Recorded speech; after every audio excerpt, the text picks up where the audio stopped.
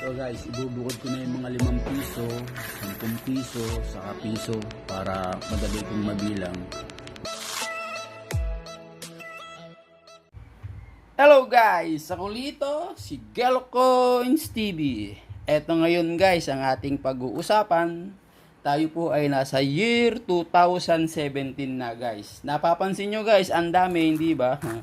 2017. Lahat po yan guys, common lang yan.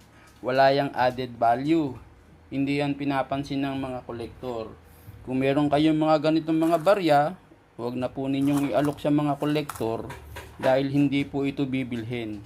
Kung sakaling meron kayong mapanood na mga video na sinasabi nila na bumibili sila ng 25 centimo na 2017 sa mataas na halaga, wag po kayong maniniwala at hindi po yun totoo. Ito po kasi napakarami ang lumabas.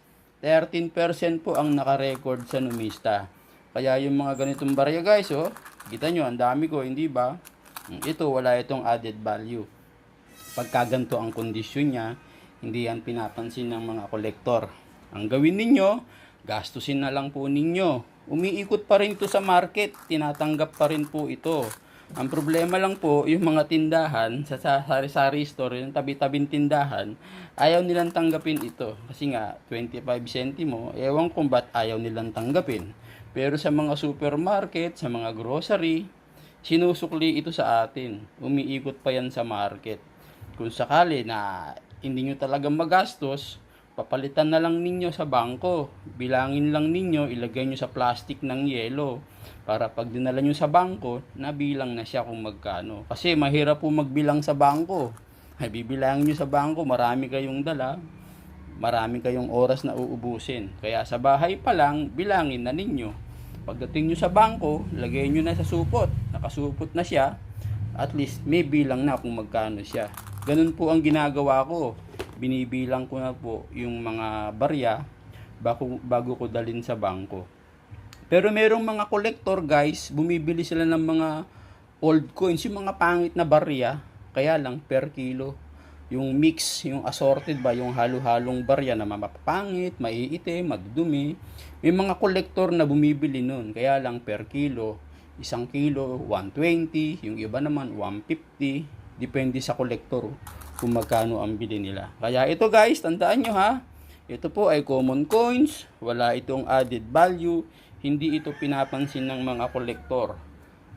Kung merong mga vlogger na gumagawa ng content, na bibili sila sa mataas na halaga, wag po kayong maniwala. Hindi yun totoo. Yung ganito guys, itago nyo lang. Yan guys. Ito guys, 2017 din to guys. Napakaganda guys, hindi ba? Binukod ko na siya. Pinagpilian ko na yung mga kanina, yung mga maiitim. Ito lahat yung napili ko. Magaganda na siya. Binukod ko. Ito guys, common count din to. Common lang to ha. Hindi rin ito masyadong bibilhin ng mga kolektor. Kasi kahit sila, madali silang makahanap ng ganito. Kasi nga, marami ang lumabas. Pero babanggitin ko rin sa inyo yung value niya. Kahit hindi siya bibili ng mga kolektor, at least alam nyo na mayroong added value. Kagaya po nitong hawak ko, magaganda siya, hindi ba? Sa numista kasi, naka-record nito, 13% yung record. Ibig sabihin, marami rin talagang lumabas. Tapos yung kanyang value naman, added value niya, yung AU, yung almost uncirculated, 27 pesos ang isa. Tapos yung UNC, yung uncirculated, 40 pesos ang isa. Diba? May value guys. Kaya lang nga, yung mga kolektor, hindi sila bumibili. Kasi madali rin silang makahanap ng ganitong mga barya. Kagaya ko, ang dami ko, hindi ba? Hindi ko ito maiaalok sa kanila. Ang gagawin ko, itatago ko lang itong magaganda. Tapos, bubuo ako ng series. Ngayon, kuha tayo ng isa guys. Hanap tayo ng isa. Halos pare-parehas naman yung ganda niya. Ito guys, maganda to. Ilagay natin dito. Ayan na guys. Nabuo na natin guys ha. Oh. Year 2017. Yan na. Nabuo na natin siya. Ito na lang ang hinahanap ko guys. 2006 at saka 2005.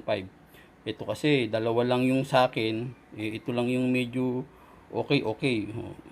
Kaya lang gusto ko ding palitan. Gusto ko yung makintab.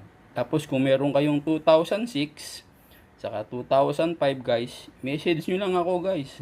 Pag-usapan natin para mabuo na to. Ganito ang gawin nyo guys, magbuo kayo. Pipiliin nyo lang yung mga magaganda. Tapos pag nabuo na ninyo, iyan, sigurado ako, bibiling niya ng mga kolektor kasi nga nakaset na siya. Magaganda yung coins na pinili ninyo, bibilin talaga yan. Isang set na siya, isang set mula 1995 hanggang 2017. Bibilin niya ng kolektor, tapos nakalagay sa frame. Okay guys!